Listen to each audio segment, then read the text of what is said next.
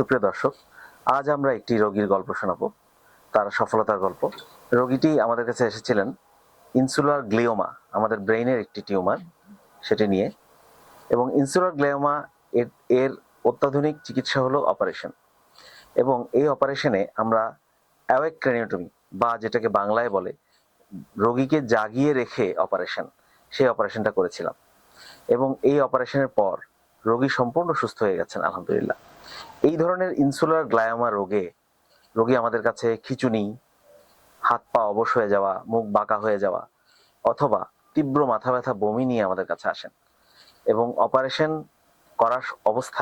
করার সময় আমরা বিশেষ পদ্ধতিতে রোগীকে ঘুম পাড়িয়ে রেখে, যেটাকে আমরা সিডেশন, অ্যানালজেসিয়া এবং আবার জাগিয়ে দিয়ে অপারেশনটা করি।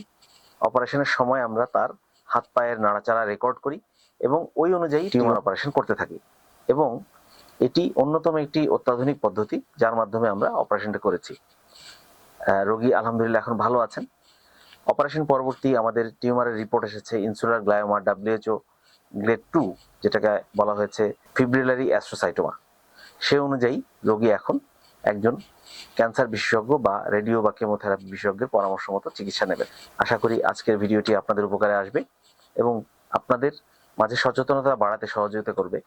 ইনসুলার গ্লিওমা হলেই আশা শেষ নয়, এর চিকিৎসার মাধ্যমে রোগী সম্পূর্ণ সুস্থ হয়ে যান। সবাইকে ধন্যবাদ। আসসালামু আলাইকুম।